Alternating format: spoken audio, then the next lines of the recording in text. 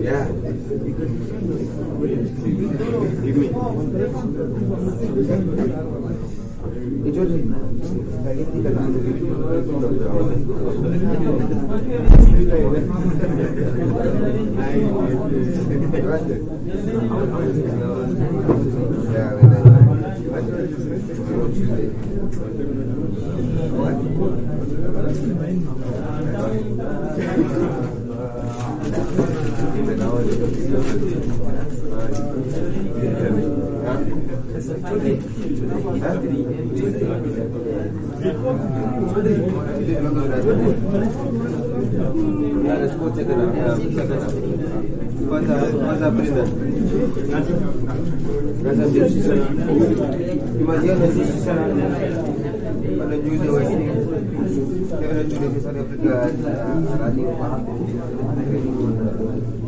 जब फुर्सत मिले तब मुझे बताएं।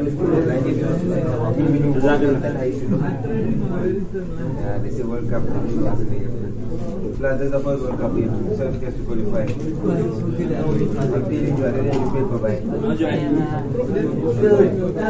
Now, also to make it qualify. That's the only thing also to. Juma. Isn't? Did you read newspaper? When last you read newspaper? Guy, you must read newspaper. You must read. You will play Nigeria. You will catch it nicely. What?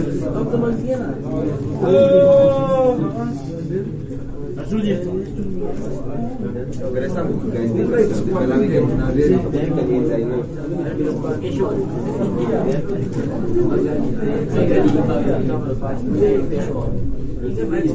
Who's going to go, Jamal?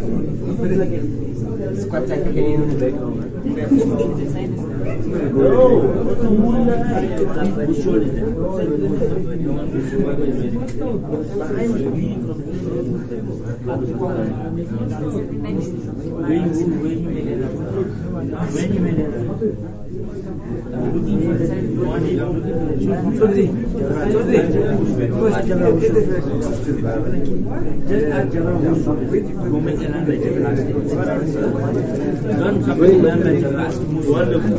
Wonderful.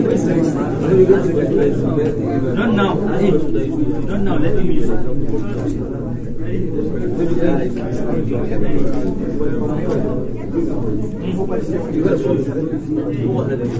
When you buy you would have paid cheaper everywhere.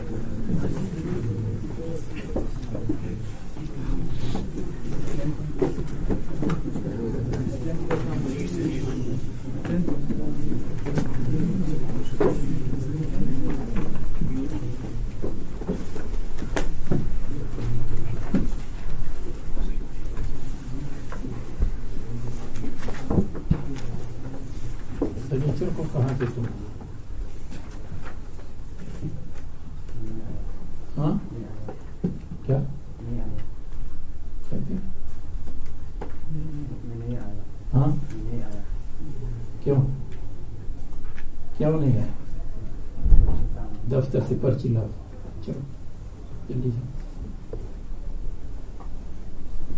ताकि आपको झूठ वहां लिखा जाए।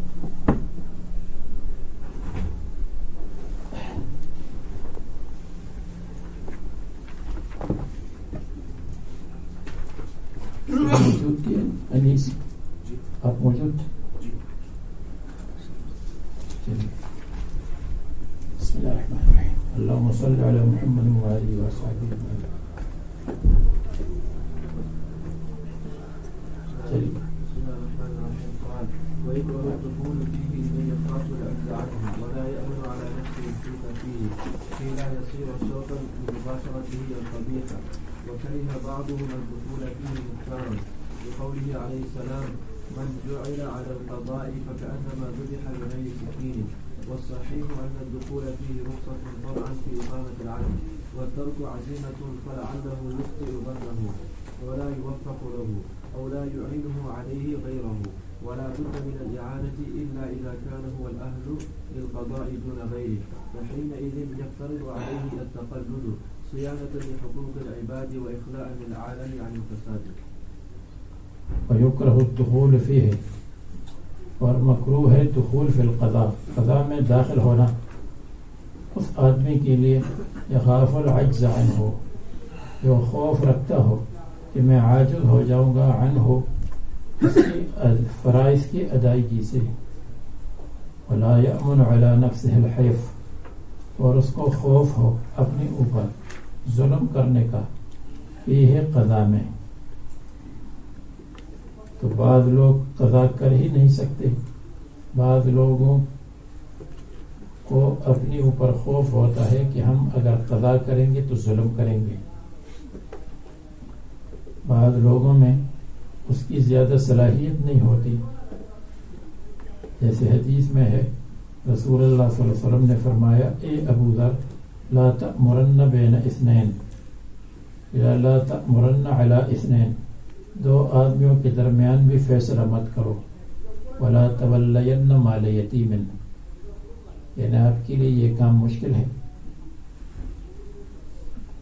اور حدیث میں آتا ہے کہ قاضیوں کی 3 قسمیں ہیں. ایک جنت میں اور 2 جہنم میں. جنت میں وہ جو فیصلہ کرتے ہیں اور عالم ہو کر فیصلہ کرے جنت میں ہے. دوسرا وہ ہے کہ عالم نہیں ہے اور فیصلہ کرے بغیر علم کے وہ جہنم میں. اور تیسرا وہ جانتا ہے لیکن پھر زیادتی ظلم کرے وہ بھی جہنم میں. صحابہ نے پوچھا کہ جس کو علم نہیں ہے اور فیصلہ کیا وہ کیوں جہنم میں ہے؟ فرمایا کیوں علم حاصل نہیں کیا قضا کے لیے؟ پہلے علم حاصل کرتا اس کے بعد قضا کرتا.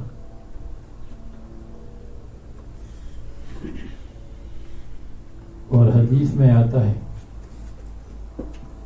کہ قیامت کے دن قاضی عادل کو بلایا جائے گا.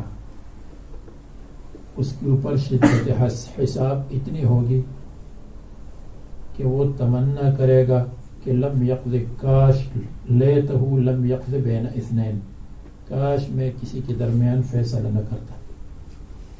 قاضی ہو یا حاکم ہو یا مدیر ہو یا ان کے اوپر بڑی ذمہ داری آتی ہے. اس لیے یہ ذمہ داری ہر ایک آدمی پورا نہیں کر سکتا. فرماتے ہیں کہ لا یصیر شرطا لمباشرتہ القبیحہ تاکہ نہ بن جائے شرطا وسیلہ لمباشرتہ القبیحہ. کیوں؟ ہاں دفتر سے خط نہیں دے سکتا ہوں اس لیے کہ میں دفتر سے اجازت نہیں لی.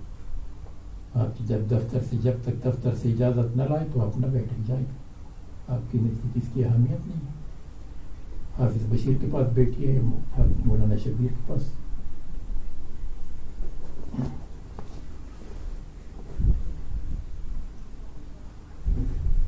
وَكَرِهَ بَعْضُهُمْ الدُّخُولَ فِيهِ اور بعض نے مکروہ سمجھا ہے دخول فی القضاء مختارا لقوله علیہ السلام. اس رسول اللہ صلی اللہ علیہ وسلم کے قول کو اختیار کیا من جعل علی القضاء فکأنما ذبح بغیر سکین. من جعل علی القضاء جس کو قضاء پر رکھا گیا فکأنما ذبح بغیر سکین جیسے کہ اس کو ذبح کیا بغیر چھری کی. یعنی کسی کو ذبح کیا جائے بغیر چھری کی، مطلب یہ ہے کہ اس کے گلے میں پھانسی ڈال دے، اور جب اس کے گلے میں پھندر ڈالا تو اوپر سے اس پر زخم کا کوئی نشان نہیں، لیکن اندر سے وہ بہت سخت تکلیف میں مر گیا ہوگا. تو یہ قاضی بھی اوپر سے بڑے ٹاٹ پاٹ اور شاندار طریقے پر رہتا ہے، لیکن حقیقت میں اندر سے اس پر بہت تکلیف ہوگی قیامت کے دن کہ تم نے انصاف کیا یا نہیں کیا، کس کا حق کتنا دیا کتنا نہیں دیا. والصحیح ان الدخول فیہ رخصۃ، صحیح قول یہ ہے کہ دخول فی القضاء رخصۃ، اس کی اجازت ہے، طمعا فی اقامت العدل، انصاف کے قائم کرنے کی امید پر، والترک عزیمۃ، اور قضاء کو چھوڑ دینا عزیمۃ، عزیمت ہے. عزیمت کے معنی اعلی درجہ اور رخصت کے معنی ادنا درجہ. وَلَعِلَّهُ يُخْطِئُ ظَنُّهُ، شاید کہ اس کا گمان خطا ہو، اس کا خیال یہ ہے کہ میں انصاف کروں گا اور نہیں کر سکتا. وَلَا يُوَفَّقُ لَهُ، اس کو حق کی توفیق نہ ملے. أَوْ لَا يُعِينُهُ عَلَيْهِ غَيْرُهُ، یا دوسرا اس پر مدد، انصاف پر اس کی مدد نہ کرے. یعنی انصاف تو اس وقت ہو سکتا ہے کہ جب انصاف پر آدمی کا کوئی معین و معاون ہو، اگر معاون نہ ہو تو انصاف مشکل ہو جائے گا. ولا بد من الاعانہ، اور ضروری ہے کہ کوئی اس کی اعانت کرے. الا اذا كان هو الاهل للقضاء، لیکن ہاں اگر وہ قضاء کا اہل ہے اور دوسرا قضاء کا اہل نہیں ہے تو پھر وہ اپنے آپ کو قضاء کے لیے پیش کرے گا. فحینئذ یفترض علیہ التقلد، تو اس پر لازم ہے التقلد، قضاء کو قبول کرنا. لیکن بہت سارے حضرات نے قضاء کو قبول نہیں کیا، اس لیے کہ ان کا خیال تھا کہ ہم اس کے حقوق کو ادا نہیں کریں گے. اور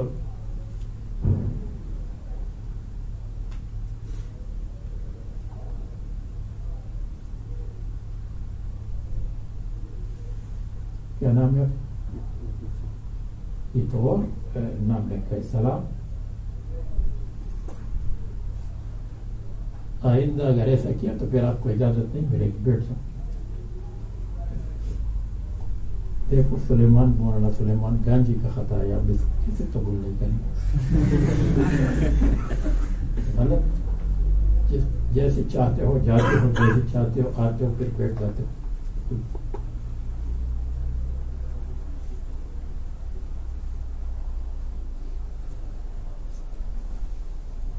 اچھا جی، تو کہتے ہیں کہ مکحول شامی نے کہا لو خیرت بین ضرب عنقی و بین ان اکون قاضیا لاخترت ضرب عنقی، اگر ان دونوں میں مجھے اختیار دیا گیا تو میں ضرب عنق کو پسند کروں گا. اور حاشیے میں لکھا ہے کہ ابو قلابہ کو قضاء کے لیے بلایا گیا تو وہ بھاگ گئے اور شام پہنچ گئے. جب شام پہنچ گئے تو اتفاقاً شام میں وہاں کے قاضی کا انتقال ہوا. لوگوں نے کہا ابو قلابہ آئے ہیں، ان کو قاضی بنا دے. شام سے بھی بھاگ گئے، یمامہ و بحرین چلے گئے. تو یعنی بہت سارے حضرات اس سے بچے ہیں. فرماتے ہیں فحینئذ یفترض علیہ التقلد، اس پر لازم ہے کہ قضاء کو قبول کرے، صیانۃ لحقوق العباد، تاکہ حقوق العباد کی حفاظت کرے اور عالم کو فساد سے خالی کرے. وینبغی الا یطلب الولایۃ، اور مناسب نہیں ہے کہ قاضی بننے کے لیے درخواست دے. ولا یسألها، اور نہ مطالبہ باللسان کرے. لا یطلب بالکتابۃ ولا یسأل باللسان، اس لیے کہ رسول اللہ صلی اللہ علیہ وسلم نے فرمایا جس نے قضاء کو طلب کیا، درخواست کی، تو وہ کلا الی نفسہ، اس کو اس کے نفس کے حوالے کیا جائے گا. اور جو اس پر مجبور کیا گیا تو اس پر فرشتہ اترے گا یسددہ، جو اس کو صحیح راستہ بتائے گا، یسددہ، جو اس کو صحیح بات کا القاء کرے گا.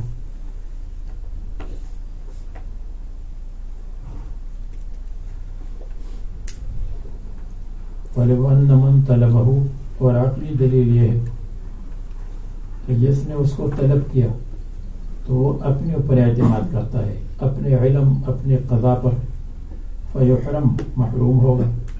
ومن اجبر علیہ یتوکل علی ربہ، جو مجبور ہو تو اللہ تبارک و تعالیٰ پر توکل کرے گا. فیلہم، اس کو الہام کیا جائے گا، صحیح بات کا القاء اس کے دل میں کیا جائے گا.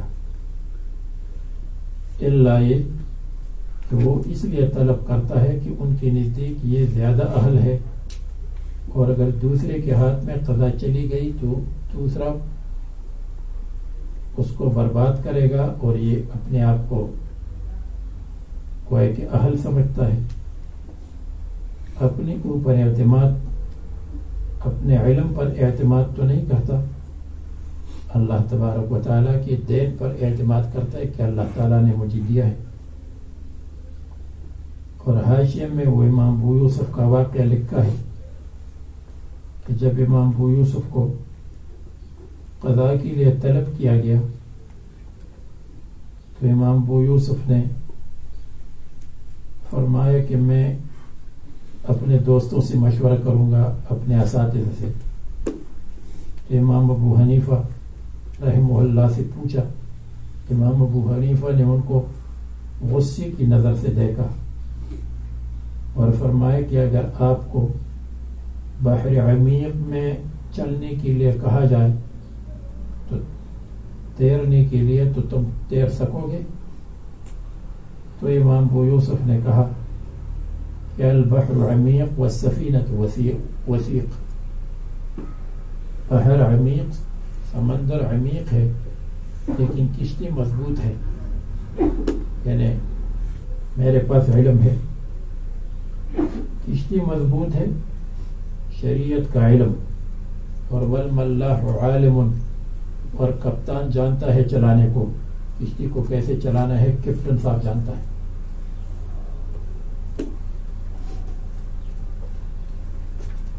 تو امام ابو حنیفہ نے فرمایا کہ کأنی بک قاضیا، مجھے ایسا لگتا ہے کہ تم قاضی بنو گے. وہ قاضی کیا، قاضی القضات بنے. ثم يجوز التقلد من السلطان الجائر كما يجوز من العادل. پھر جائز ہے التقلد، قضا کو قبول کرنا سلطان جائر سے، یعنی جو بادشاہ جائر ہو. جائر کے معنی ہیں، مصنف کے کلام کو ٹھیک کرنے کے لیے یہ کہیں گے کہ جائر کے دو معنی ہیں. ایک جائر کے معنی جو حق سے ہٹا ہوا ہو، مخطئ ہو، اور دوسرے معنی یہ ہے کہ جو حق سے ہٹا ہوا ہو، ظالم ہو. تو جائر کے ایک معنی مخطئ ہے اور دوسرے معنی ہے ظالم. تو سلطان جائر سے المائل عن الحق قبول کر سکتے ہیں، اما یجوز من العادل، جیسے عادل سے قبول کر سکتے ہیں. تو مصنف نے فرمایا لأن الصحابة تقلدوا من معاویہ، صحابہ کرام نے قضا کو قبول کیا تھا حضرت معاویہ سے، اور حضرت معاویہ جائر بمعنی ظالم نہیں تھے بلکہ جائر بمعنی مخطئ. مصنف کے نزدیک وہ مخطئ کہیں گے، اس لیے کہ حضرت معاویہ رضی اللہ عنہ خطا پر تھے اور حضرت علی رضی اللہ عنہ حق پر تھے. لیکن دیکھو حق اور خطا کا مقابلہ تو تب ہوگا جب ہم حضرت معاویہ کو خلافت کا مدعی کہیں. حضرت معاویہ نے خلافت کا دعویٰ کیا ہی نہیں تھا حضرت علی کے مقابلے میں، بلکہ وہ حضرت علی رضی اللہ عنہ کو احق بالخلافت سمجھتے تھے. اور یہ بات حضرت معاویہ رضی اللہ عنہ سے متعدد روایات سے ثابت ہے کہ وہ فرماتے ہیں کہ انی اعلم ان علیا اولا و افضل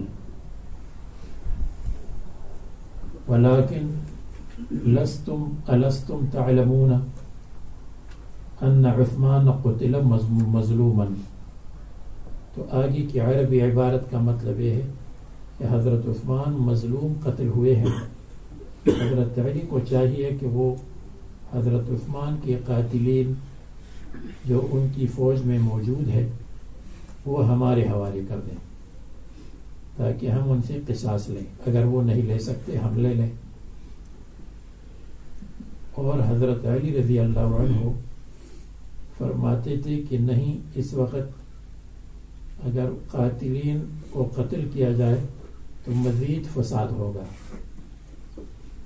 کہ حضرت عثمان کے قاتلین کے قتل پر دونوں فریق متفق تھے، حضرت علی اور حضرت معاویہ. اختلاف اس میں کہ تعجیل کرنی چاہیے یا تاجیل. حضرت معاویہ فرماتے تھے کہ تعجیل کرنی چاہیے تاکہ حکومت بنے، ورنہ اگر ان کی موجودگی میں، قاتلین کی موجودگی میں کوئی حکومت ہوگی تو وہ کھلونا ہوگا، حکومت نہیں ہوگی. اور حضرت علی فرماتے تھے کہ مزید فساد سے بچنے کے لیے تعجیل نہ کرے، بعد میں جب حکومت مضبوط ہو جائے تو دیکھا جائے گا. تو اس میں حضرت علی رضی اللہ عنہ اور حضرت معاویہ کا یہ اجتہادی اختلاف تھا. اس اجتہادی اختلاف میں کون حق پر تھا کون باطل پر تھا اس کا علم اللہ کو ہے، کسی اور کو نہیں. تعجیل مناسب تھی یا تاجیل مناسب تھی. اور اس میں خلافت کی تو بات ہی نہیں تھی. خلافت کے اہل اور احق تو حضرت علی رضی اللہ عنہ تھے. ہاں، جس وقت حضرت علی نے حضرت معاویہ کی بات کو پورا نہیں کیا اور مصالحت کے لیے لوگ بیٹھ گئے، مصالحت کی بات آ گئی. ایک طرف سے ابو موسیٰ اشعری تھے، دوسری طرف سے عمرو بن عاص رضی اللہ عنہ تھے. حضرت علی کی طرف سے ابو موسیٰ اشعری، حضرت معاویہ کی طرف سے عمرو بن عاص رضی اللہ عنہ. تو اس وقت ابو مخنف کی روایت یہ ہے کہ قرآن کریم کو جھنڈے پر اٹھایا اور یہ ہوا، وہ سب غلط روایات ہیں. ابو مخنف لعنت اللہ علیہ اس کی روایات ہے. شیعی محترق، رافضی محترق، جلا بھنک شیعہ ہے. بلکہ اصل روایت یہ ہے کہ وہ کسی نتیجے پر وہ نہیں پہنچے اور پھر یہی ہوا کہ آپ اپنی جگہ رہے، یہ اپنی جگہ، حضرت علی اپنی جگہ رہے، حضرت معاویہ اپنی جگہ رہے. سن 40 میں پھر حضرت معاویہ رضی اللہ عنہ نے لوگوں سے بیعت خلافت لی. اس وقت تک وہ حضرت علی ہی کو اہل سمجھتے تھے، لیکن جب بات نہیں بنی تو پھر مجبوری کے تحت انہوں نے وہ کہ خلافت کی بیعت لی.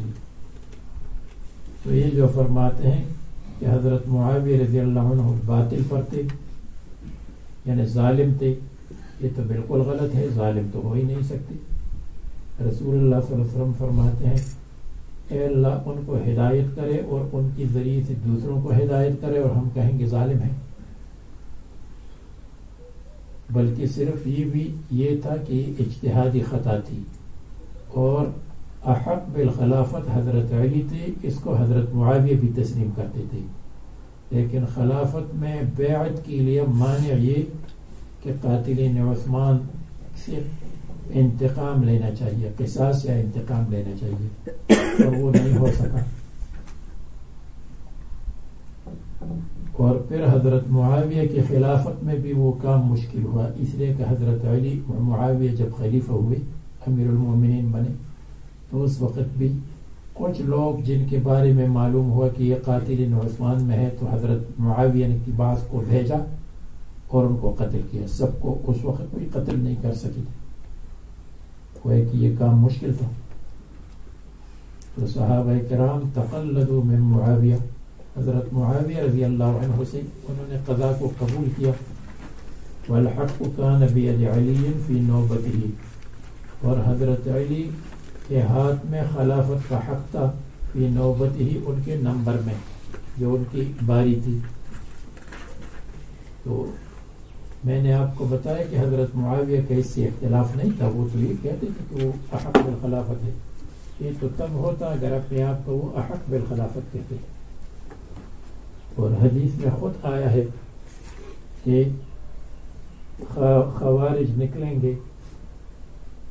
جب ایک آدمی نے حضور پر اعتراض کیا اور رسول صحابہ نے کہا اس کو قتل کرنا چاہیے، تو رسول اللہ صلی اللہ علیہ وسلم نے فرمایا اس کو چھوڑ دو، اس کی نسل سے کچھ ایسے لوگ نکلیں گے جو خارجی ہوں گے، اور ان کے ساتھ جو قتال کرے گا تو وہ اقرب الی الحق ہوگا. یعنی حضرت علی. خوارج کے خلاف کس نے قتال کیا تھا؟ حضرت علی نے. اور ان کو رسول اللہ صلی اللہ علیہ وسلم نے فرمایا اقرب الی الحق، یعنی اقرب الی الخلافت. اس کا مطلب یہ ہے کہ اگر وہ خلافت کسی اور کے حوالے کرتے تو پھر بھی ناجائز نہیں، لیکن وہ اقرب الی الحق تھے. اور حضرت معاویہ رضی اللہ عنہ اقرب الی الحق نہیں تھے، وہ قریب الی الحق تھے. تو ایک قریب الی الحق تھے، ایک اقرب الی الحق تھے. باطل پر کوئی نہیں تھا، سب اعلیٰ درجے کے صحابی تھے. حضرت معاویہ رضی اللہ عنہ کاتب وحی ہیں. حضرت معاویہ رضی اللہ عنہ کو رسول اللہ صلی اللہ علیہ وسلم نے اپنی زندگی میں بعض جگہ امیر مقرر کیا. پھر حضرت ابو بکر صدیق کے زمانے میں بھی حضرت عمر رضی اللہ عنہ نے ان کو امیر مقرر کیا. حضرت عمر رضی اللہ عنہ جن کو امیر مقرر کرتے تھے اور وہ لمبی مدت تک امیر رہتے تھے، اس کا مطلب ہے کہ ان کا بدل نہیں. ورنہ حضرت عمر کا یہ تھا کہ تھوڑی سی بات پر کسی سے ناراض ہوتے تھے تو ان کو ہٹا کر دوسرے کو مقرر کرتے تھے. حضرت معاویہ کو آخر تک رکھا. حضرت معاویہ حضرت عمر کے زمانے میں رہے، پھر حضرت عثمان کے زمانے میں رہے، پھر حضرت علی نے جب آئے تو ان کو خلافت سے، ان کو امارت سے ہٹایا. انہوں نے ہٹانے کو قبول نہیں کیا، اس لیے کہ انہوں نے بیعت ہی نہیں کی تھی. جب بیعت کرتے تو پھر بات مانتے، اور فرمایا کہ میں ہٹ جاؤں گا لیکن پہلے وہ ہمارے حوالے کر دے جنہوں نے خلافت کو برباد کیا. تو آپ کو بتایا کہ خلافت کا انہوں نے دعویٰ نہیں کیا، اور حضرت علی کو اقرب الی الخلافت سمجھتے تھے، اور خود وہ گوئے کہ قریب الی الخلافت، اقرب نہیں تھے. باقی جو قتال ہے تو قتال بین المومنین میں جو قتال میں شریک تھے ان کی خطائی اجتہادی تھی، اور جو قتال سے الگ تھے جیسے ابن عمر رضی اللہ عنہ، حضرت سہل رضی اللہ عنہ، حضرت سلمہ ابن اکوع رضی اللہ عنہ، حضرت ابو ایوب انصاری، یہ بہت بڑی جماعت تھی صحابہ کی. وہ اپنے گھروں میں بیٹھے غیر جانبدار رہے، کسی کے ساتھ نہیں تھے اس قتال میں. والتابعین تقلدوا من الحجاج، اور تابعین نے قضا کو قبول کیا تھا حجاج ابن یوسف سے.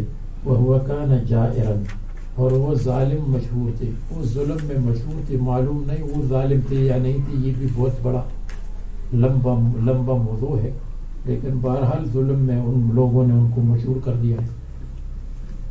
سعید بن جبیر کو قتل کیا، فلان کو قتل کیا، فلان کو قتل کیا.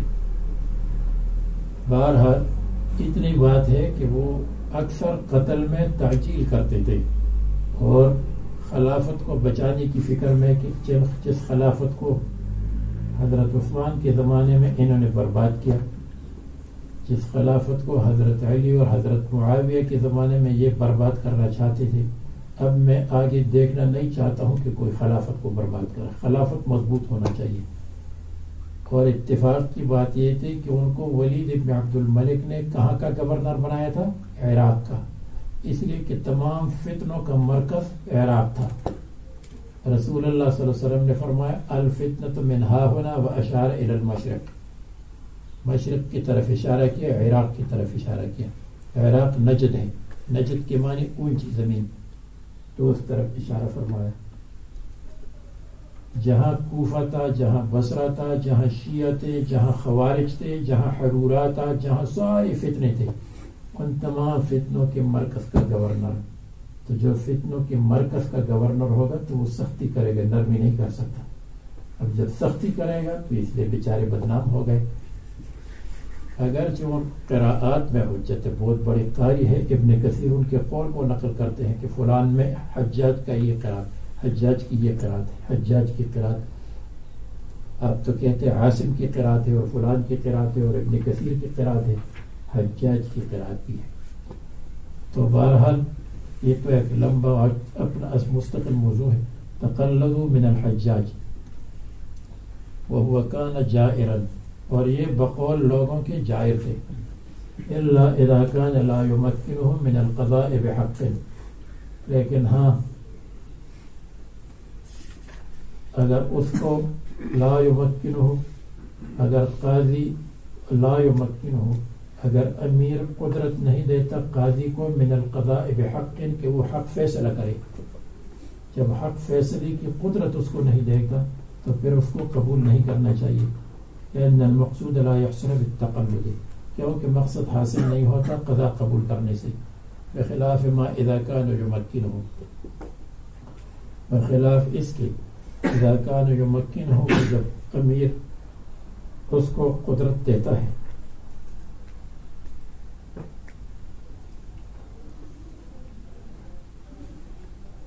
روح البیان نے لکھا ہے کہ ایک مرتبہ بارش نہیں ہو رہی تھی، بہت سخت خاکساری تھی، سخت خاکساری تھی. لوگوں نے کسی ایک بزرگ نے کہا کہ اگر کوئی ایسا آدمی استسقاء کے لیے آگے ہو جائے کہ جس کی عشاء سے پہلے سنتی کبھی قضا نہیں ہوئی ہو، ما بین الاذانین صلاۃ، اور عصر سے پہلے جس کی سنت قضا نہیں ہوئی ہو تو اللہ تعالیٰ بارش برسائیں گی. جس کی کبھی بھی قضا نہیں ہوئی ہو، یعنی کبھی نہیں رہی ہو. سب لوگ اپنی جگہ پر کھڑے رہے کہ کیا کریں. حجاج ابن یوسف آگے ہو گئے اور کہنے لگے لوگوں نے میرا پردہ فاش کر دیا، اور استسقاء کی نماز پڑھائی، اور جیسے نماز پڑھائی تو بارش شروع ہو گئی. کہاں لکھا ہے؟ روح البیان. اذ استسقا، یہ جو اذ استسقا سب سے پہلے آتا ہے اس کی ذیل میں دیکھ لیں، کتاب وہاں ہوگی کتب خانے میں.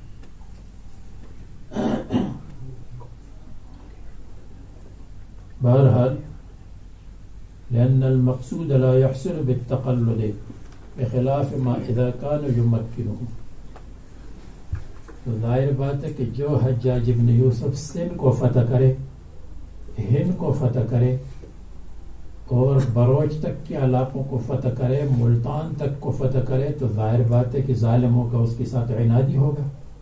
اور وہ اصل میں یہ ایک بہت بڑے فاتح تھے، اور ان کی فتوحات کے عجیب عجیب واقعات بیان کرتے ہیں کہ وہ عراق میں بیٹھے تھے اور ان کے بھتیجے محمد بن قاسم سندھ میں بیٹھے تھے، اور ایک جگہ فتح نہیں ہو رہی تھی تو حجاج کو خط لکھا. 3 دن میں اس زمانے میں خط پہنچتا تھا پاکستان سے عراق، جیسے آج کل ای میل پہنچتا ہے. اتنا مضبوط نظام تھا ولید بن عبد الملک کا. تو وہ عراق میں بیٹھا، اس کو صورتحال لکھی. اس نے کہا آپ فلان جانب سے آ جائے، فلان فلان تدبیر اختیار کریں. جیسے وہ تدبیر اختیار کی تو 10 منٹ کے اندر فتح ہو گئی. تاریخ میں لکھا ہے. ایسے آدمی تھے. قیامت تک لوگ قرآن کریم پڑھتے رہیں گے صحیح، اور حجاج ابن یوسف کو ثواب پہنچتا رہے گا، کوئی اچھا کہے یا برا کہے. اس لیے کہ اس پر اتفاق ہے کہ انہوں نے حرکات اور سکنات قرآن کریم پر انہوں نے لگائے. پہلے انہوں نے نقات لگائے. اور یہ کیوں؟ اس لیے کہ اس زمانے میں بھی یہ شیعہ بدبخت مختلف طریقوں پر قرآن پڑھتے تھے، غلط سلط قرآن کریم پڑھتے تھے. تو پہلے انہوں نے نقطے لگائے، زبر کے لیے یہ نقطہ، فتح کے لیے یہ نقطہ، کسری کے لیے یہ نقطہ. پھر وہ نقطہ کبھی ہٹ جاتا تھا یا 2 نقطے ایک ہو جاتے تھے تو اس میں بھی التباس تھا. تو پھر موجودہ حرکات و سکانات انہوں نے ایجاد کیے، اس کے لیے کمیٹی بنائی اور یہ کام انہوں نے کیا. لأن المقصود لا يحصل بالتقلد بخلاف ما اذا كان يمكنه.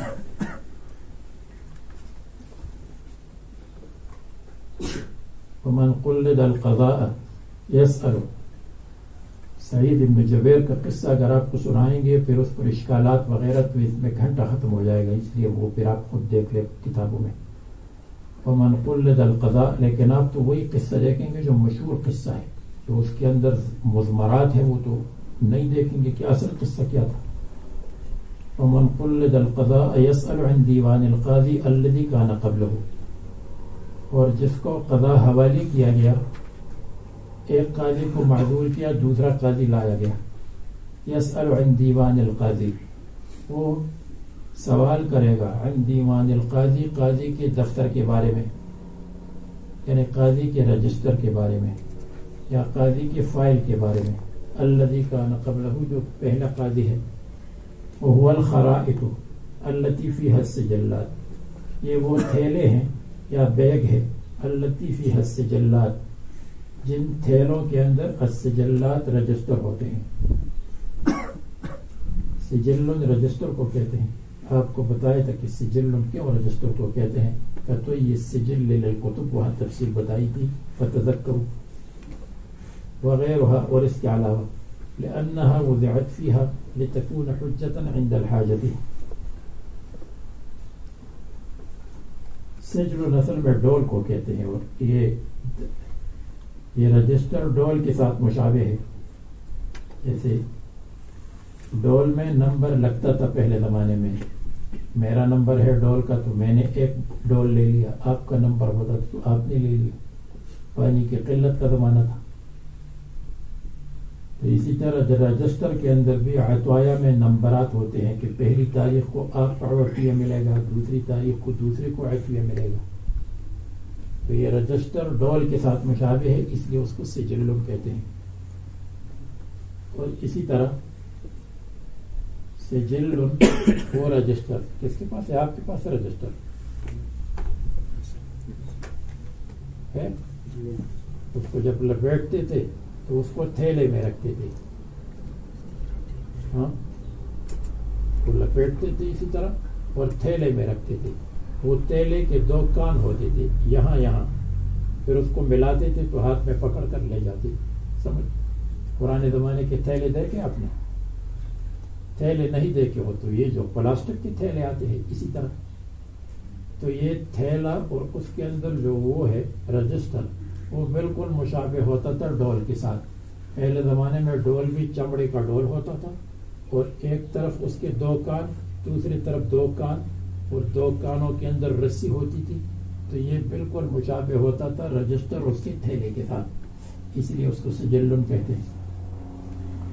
تو سجلات کے معنی رجسٹر وغیرہ. لأنها وضعت فيها لتكون حجة عند الحاجة، کیونکہ یہ سجلات رکھے جاتے ہیں رجسٹر فیہا، تھیلوں میں اور بیگ میں، تاکہ حجت ہو جائے عند الحاجت، حاجت کے وقت. فتجعل في يد من له ولایۃ القضاء، تو اس کے ہاتھ میں رکھیں گے جس کے پاس قضاء کا تصرف ہے، یعنی قاضی. ثم ان كان البياض من بیت المال فظاہر،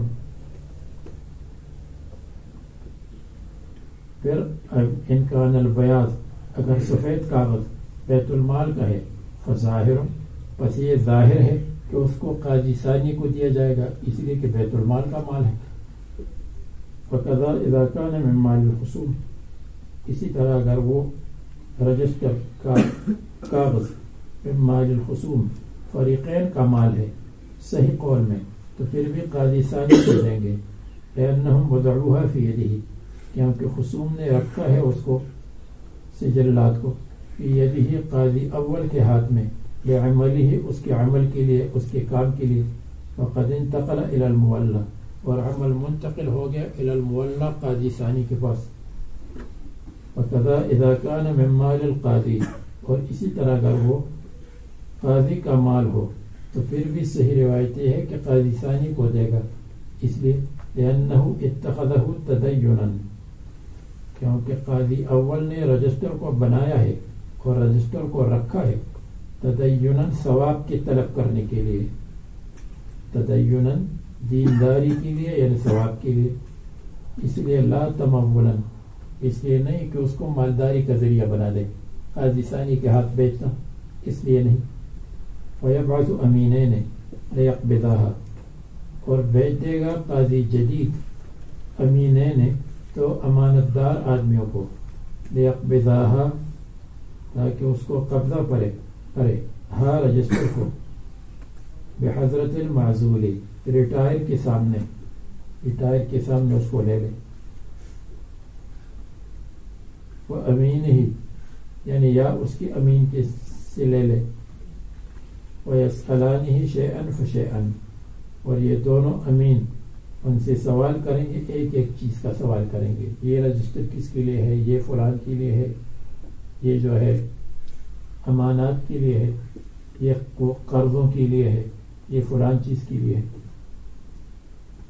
وَيَجْعَلَانَ كُلَّ نَوْعٍ مِّنْهَا فِي خَرِيطَةٍ، اور ہر ایک قسم کو رکھیں گے فی خریطۃ، ایک تھیلے میں، کہ لا یشتبہ علی المولا، تاکہ التباس اشتباہ نہ آ جائے، علی المولا نئے قاضی پر، الذی ولی، وهذا السؤال لکشف الحال لا للالزام فلا يرد الاشکال۔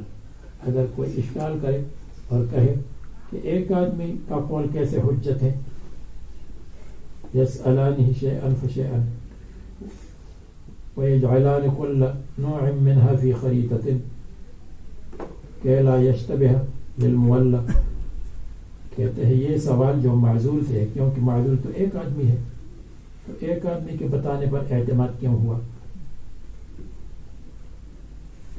تو سوال کرنا لکشف الحال، حالت منکشف کرنے کے لیے ہے کہ یہ رجسٹر کس کام کے لیے ہے، تاکہ بعد میں نئے قاضی کو تکلیف نہ ہو کہ کون سا رجسٹر تلاش کر رہے ہیں، تو اس کو معلوم ہو کہ قرض کا رجسٹر نمبر 1 ہے، یا ایک رجسٹر میں فلان صفحے تک یہ معاملات ہے اور فلان صفحے کے بعد یہ معاملات ہے، تو یہ لکشف الحال، حالت منکشف ہونے کے لیے، لا للالزام، لازم کرنے کے لیے نہیں ہے۔ تو یہ اشکال وارد نہیں ہوتا کہ قول المعزول لیس بحجت، تو اس جواب آیا کہ معزول کا قول حجت نہیں، لیکن یہاں پر حجت ہونے کے لیے نہیں ہے بلکہ آسانی کے لیے۔ وَيَنظُرُ فِي حَالِ الْمَحْبُوسِينَ، اور نیا قاضی نظر دوڑائے گا، فکر کرے گا محبوسین کے بارے میں، لأنه نصب ناظرا، کیونکہ اس کو ناظر بنایا گیا، فمن اعترف بحق الزمه ایاہ، تو جو اقرار کرے گا حق کے ساتھ، الزمہ ایاہ، تو اس پر لازم کرے گا وہ حق، یعنی محبوسین، ایک محبوس کو بلائے، تم کیوں قید میں ہو، میرے ذمے فلان کے 1000 درہم ہے اور میں نے نہیں دیے، اچھا تم رہو۔ دوسرے کو بلائے گا، وہ بھی کہے گا تم رہو، لأن الاقرار ملزم، کیونکہ اقرار لازم کرنے والا ہے۔ لیکن جس نے انکار کیا کہ میرے اوپر تو کوئی قرضہ برضہ نہیں ہے یا میرے پاس کچھ نہیں، تو معزول کا قول اس کے اوپر قبول نہیں کیا جائے گا، الا ببینۃ، مگر جب پھر دوبارہ بینہ پیش کرے، اور بینہ یہ کہہ دے کہ ہاں اس کی ذمہ دین ہے اور یہ نہیں دے رہا، لأنہ بالعزل التحق بالرعایہ، کیونکہ یہ معزول ہونے کی وجہ سے ملحق ہو گیا بالرعایہ، عام پبلک کی طرح، اس کا قول محجت نہیں۔ وشہادت الفرد لیست بحجہ، اور ایک آدمی کی شہادت حجت نہیں ہے۔ پھر اگر حجت نہ ہو، بینہ یعنی گواہ اس بات پر نہیں ہے کہ فلان پر قرضہ ہے، تو پھر اس کو اگر چھوڑے گا تو معل کفیل چھوڑے گا، اس سے کوئی کفیل لے گا کہ بھائی تم کو تو چھٹی مل رہی ہے جیل سے، لیکن آپ کا کفیل آپ کا ذمہ دار ہوگا، اگر تحقیق ہوئی اور تحقیق کے نتیجے میں آپ کے اوپر دین ثابت ہوا تو پھر آپ کو جیل آنا پڑے گا۔ شہادت فرد حجت نہیں ہے، لا سیما اذا كانت على فعل نفسه، خصوصاً جبکہ وہ اپنے فعل پر ہو، تو اپنے فعل پر شہادت قبول کرنا اور یا قول قبول کرنا یہ تو تہمت ہے، اس لیے کہ یہ اپنے قول کو سچا کرنے کے لیے غلط سلط بات بھی کہہ سکتا ہے۔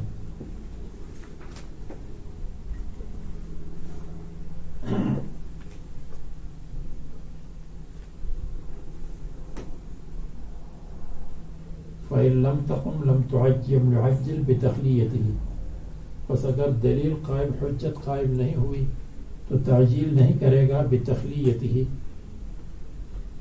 اس کو کھول دینے میں، یعنی محبوس کو کھول دینے میں اور رہا کرنے میں تعجیل نہیں کرے گا، حتی ینادی علیہ، یہاں تک کہ اعلان کرے اس پر، اعلان کرے بھائی اگر کسی کا اس پر حق ہو تو آ جاؤ، وینظر فی امرہ، اور تاکہ اس کے معاملے میں نظر کرے، کیونکہ قاضی معزول کا فعل حق ہے بظاہر، تو تعجیل نہیں کرے گا کہ لا یؤدی الی ابطال حق الغیر، تاکہ دوسری کا حق باطل نہ ہو جائے.